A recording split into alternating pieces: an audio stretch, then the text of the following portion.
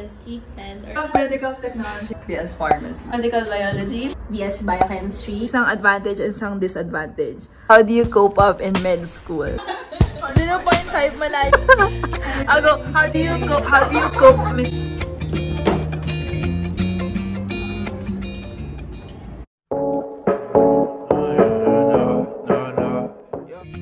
So, hello, good morning guys. Ito ang aking mga subsec friends.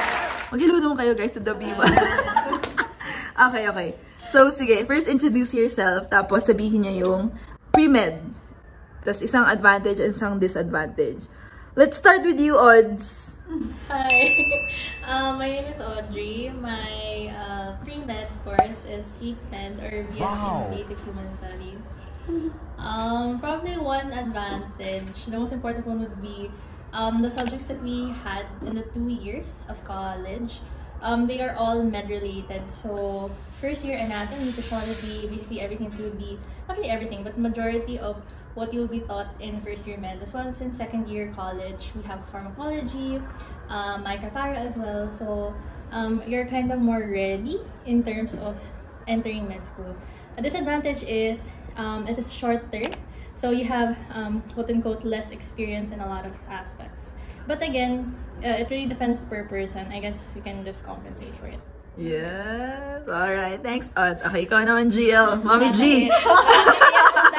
English.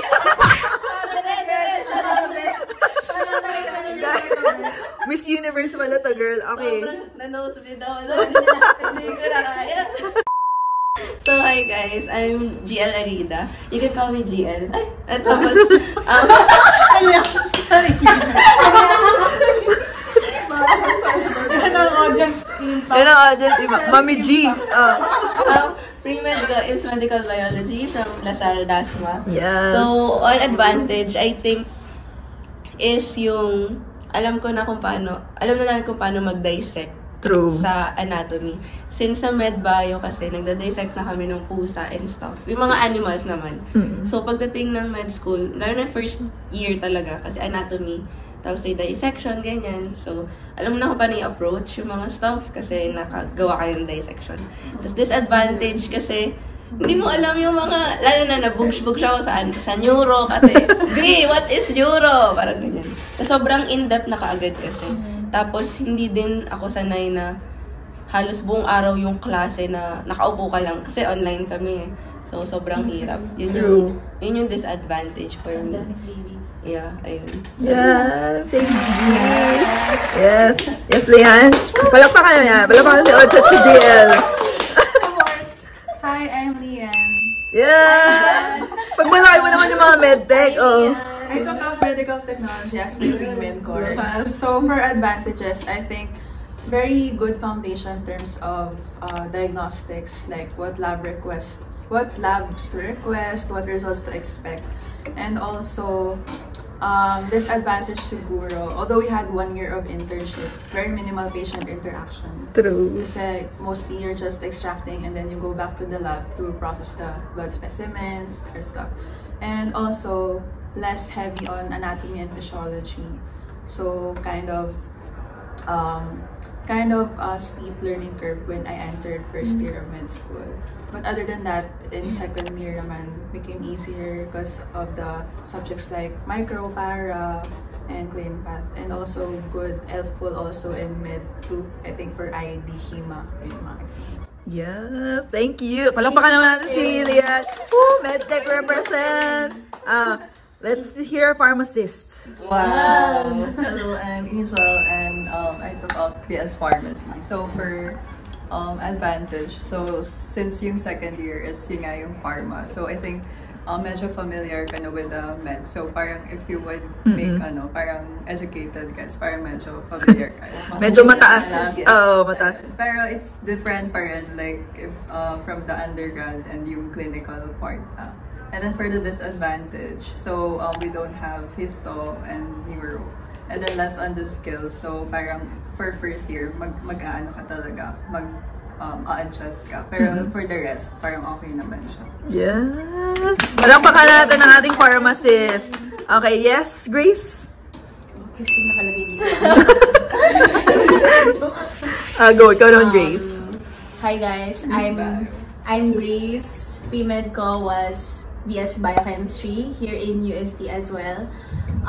Siguro one of the advantages of having biochemistry as a pre-med is of course yung first year, one of the toughest daw ngayon na subject is biochemistry.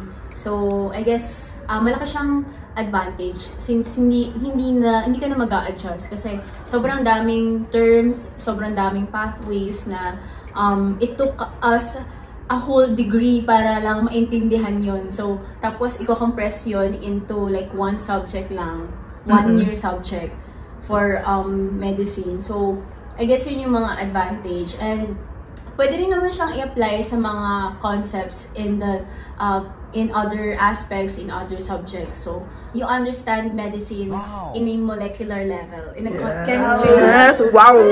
Hey! And also, yung siguro sa research, since our department, BS Biochemistry, parang we're research heavy. So, I guess, pagdating din sa clinical epidemiology, so alam na Best in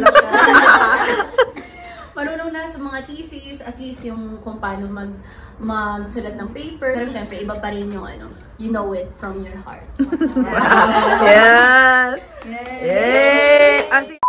How do you cope up in med school? Sinong gusto mo muna? Odds, ikaw ba or gusto mo Grace, ikaw muna? Ako naman. Sige. I cope up by not studying. Yeah, pero most of the time kasi, mabilis ako ma-stress and nagpapahinga muna. Siguro, short breaks na nagiging long, depende sa mood. Kasi mahirap din mag-aral ng pagod. True. So, kailangan I feel better emotionally, physically, physiologically. Wow. Molecularly. Biochemically, anatomically. So, ano ginagawa mo, Grace? Like, nag-ano ka ba? Nag-exercise ka or something? Oo, minsan kami. Wow. Yes! With my cycle buddies. Cycle buddies. Yeah. So, yun lang. Parang I-mention mo naman yung study dates na. Picture here. Okay.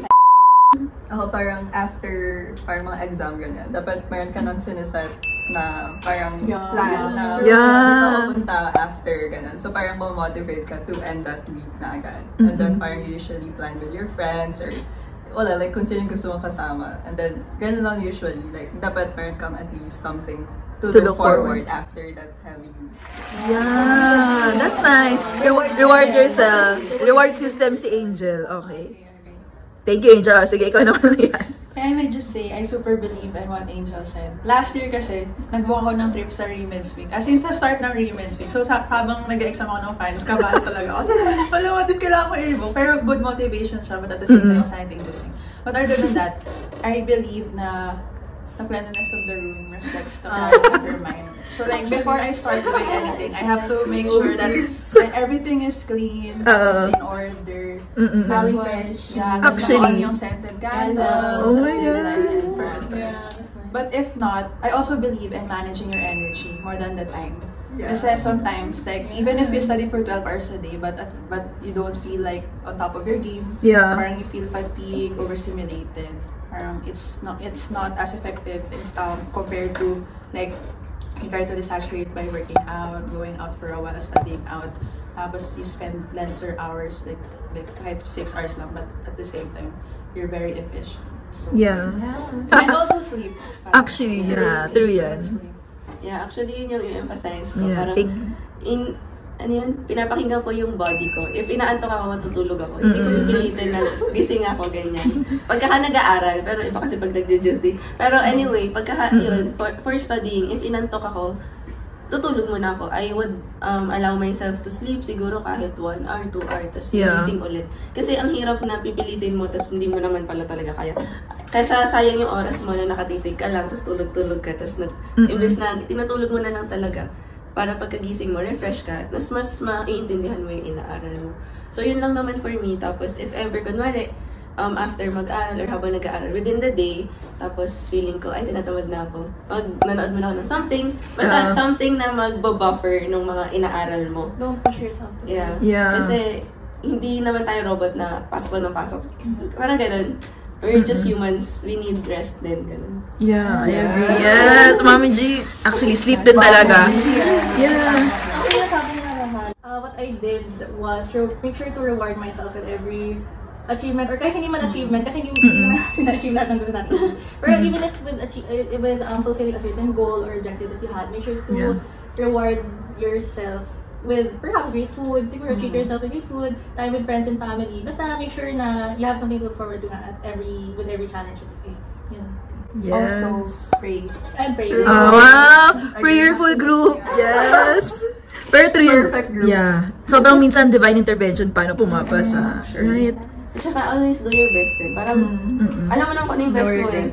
So, kung alam mo ginawa mo yung best mo, magre-reward naman yun eh. At the end of the day. Yun lang. Basta, patience lang, persevere. Kaya yan.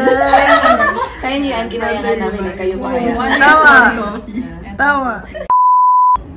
Just pursue your dreams. Kaya niyo yan. If others can do so.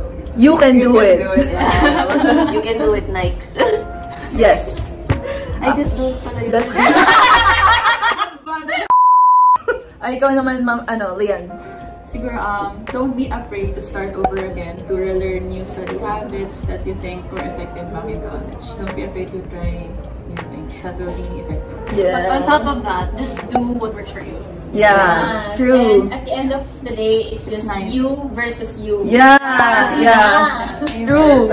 You are your own competition. Persevere. Yes. Party. Study hard, party harder. Parting words ko lang, don't be afraid to reach out to your seniors and rely on each other, and talagang magkakampi kayo lahat doon. So, don't see your friends as competition or if they're doing better than you. Just focus on yourself. Tama naman si Grayson. So, mag-goodbye na kayo guys. Bye guys! We are for president.